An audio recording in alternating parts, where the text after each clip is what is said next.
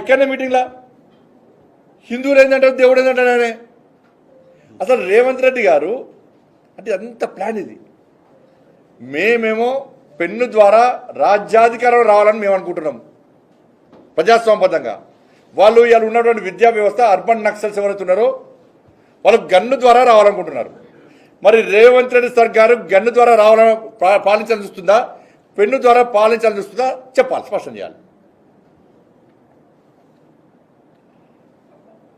నరేంద్ర మోడీ ప్రభుత్వం ఒక భగత్ సింగ్ తేయాలనుకుంటున్నది, ఒక బాబాసాహెబ్ అంబేద్కర్ తేయాలనుకుంటున్నది, ఒక సర్దార్ పటేల్ తయారనుకుంటున్నది, ఒక స్వామి వివేకానంద తయారనుకుంటున్నది, ఒక వీర సావర్కర్ తయారని మేము అనుకుంటున్నాం.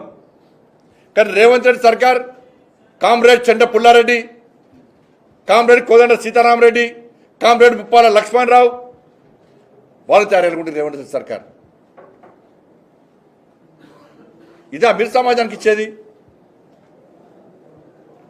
ఇంత ఘోరమైన ఆలోచనలతో ప్రజలను సర్వనాశనం, సమాజాన్ని ప్రజలను సర్వనాశనం చేసే ఆలోచనతో మీరు ఏ విధంగా పాలిస్తారు? మీకు ఎందుకు ఓటేయాలి? కాబట్టి దయచేసి ఈ 3 ఎమ్మెల్సీ ఎన్నికలు తెలంగాణ రాష్ట్ర ప్రజలకు ఒక మంచి అవకాశం.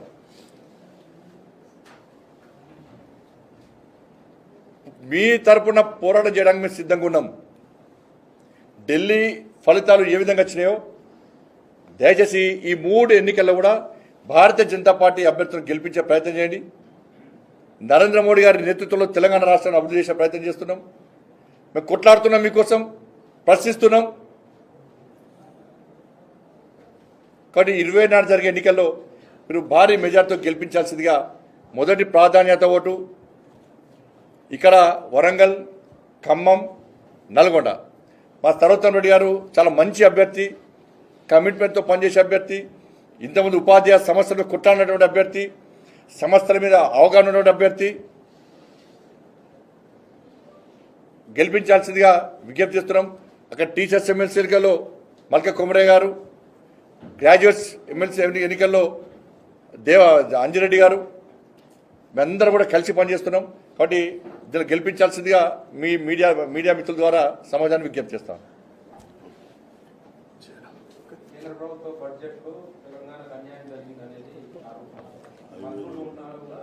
ఏం అన్యాయం చేశారు చెప్పాలి కదా, ఎక్కడ అన్యాయం జరిగింది? ఇప్పుడు బడ్జెట్ ఏ విధంగా ఇవ్వాలో ఆ విధంగా ఉన్న స్థాయికి ఎక్కడ ఇచ్చిన బడ్జెట్ తెలంగాణ రాష్ట్రానికి ఎక్కడ అన్యాయం జరగదు. మీరు ఇచ్చిన 6 గ్యారెంటీ విషయం ఫస్ట్ చెప్పండి. ఫస్ట్ మీ 6 గ్యారెంటీలు ఎందుకు ఇస్తున్నారో ఫస్ట్ చెప్పండి. మా బడ్జెట్ గురించి మన కిషన్ గారు మొత్తం చెప్పారు, నేను చెప్పిన 100 సార్లు. కానీ మీ 6 గ్యారెంటీ గురించి మాత్రం మీరు చెప్తలేరు.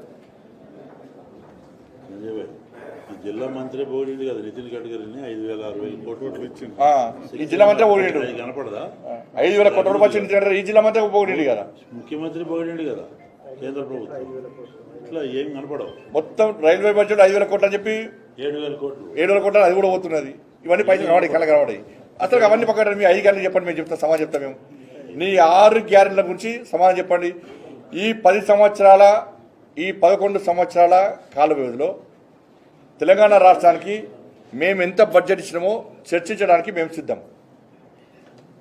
ఈ సంవత్సర కాలంలో కాంగ్రెస్ పార్టీ ప్రభుత్వం ఎంత బడ్జెట్ ఇచ్చింది, గ్రామాల వారీగా, నగరాల వారీగా అభివృద్ధి కోసం, సంక్షేమ పథకాలు కానీ, గతంలో బీఆర్ఎస్ పార్టీ 10 సంవత్సరాల్లో సంక్షేమ పథకాల వారు కానీ, అభివృద్ధి పరంగా కానీ ఎన్ని నిధులు ఇచ్చిందో మీరు చర్చకు సిద్ధమా? లేకుంటే శ్వేతపత్రం విడుదల చేయండి, మేము విడుదల చేస్తాం. విడుదలైందే మాజీ సర్పంచులు, మాజీ జెడ్పీటీసీ అందరూ చెప్తుండే గ్రామాలకు నిధులు ఇచ్చినట్టే అవి కేంద్ర ప్రభుత్వ నిధులే, కార్పొరేషన్లో మున్సిపాలిటీ నిధులు వచ్చినాయంటే అవి కేంద్ర ప్రభుత్వ నిధులే.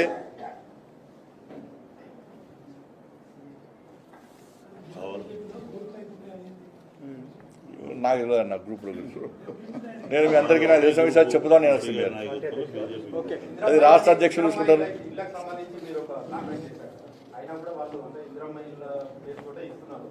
ఇస్తారు, ఎవరియాలే? మేము పాత ఇచ్చినా ఇస్తాం. ఇప్పుడు ఎన్ని దరఖాస్తు వస్తున్నాయో, ఎంతమంది పేదలు ఇల్లు లేకున్నారో ఒక రిపోర్ట్ ఉంది. ఉన్నప్పుడు అందరికీ ఇల్లు ఇవ్వాలని చెప్పి రాష్ట్ర ప్రభుత్వం చిత్తశుద్ధి ఉంటే వాళ్ళు కేంద్రానికి సహకరించాలి. పేరు ప్రఖ్యాతుల కోసం పోతే ఎవరు నష్టపోతారు? రాష్ట్ర ప్రజలు నష్టపోతారు, పేదోళ్ళు నష్టపోతారు. ఆ స్కీమ్ పేరేం పేరు? ప్రధానమంత్రి ఆవాస్ యోజన. ప్రధానమంత్రి ఆవాస్ యోజన కింద దేశవ్యాప్తంగా నిరుపేద ప్రజలకు ఇల్లు ఇస్తున్నాం. 4 కోట్లు ఇచ్చాము. పోయినసారి 3 కోట్లు ఇచ్చినాం, తర్వాత ₹1 కోటి ఇచ్చినాం, కోటి ఇచ్చినాం, 4 కోట్ల ఇల్లు ఇచ్చినాం. తెలంగాణ రాష్ట్రానికి అదనంగా ఇల్లు తీసుకురావడానికి మేము కూడా సిద్ధం అని చెప్పి నేను కూడా చెప్పినప్పుడే మీ స్కీమ్ పేరే మార్చి ఎందుకు ఇవ్వాలి? మేమే ఇస్తాం డైరెక్ట్. పేదలకు ఇల్లు మేమే ఇస్తాం డైరెక్ట్. ఆలోచిస్తున్నాం. నేరుగా ఈ రాష్ట్రంలో పేద ప్రజలకు ఏ విధంగా ఇల్లు ఇవ్వచ్చో ఆ స్కీమ్ను మేమే వెతుకుంటున్నాం. మీకు ఎందుకు ఇస్తాం? పేదలకు మేమే ఇస్తాం ఇల్లు. పెట్టుకో, ఇందిరమ్మ పెట్టుకుంటావా, రాజీవ్ గాంధీ పెట్టుకుంటావా,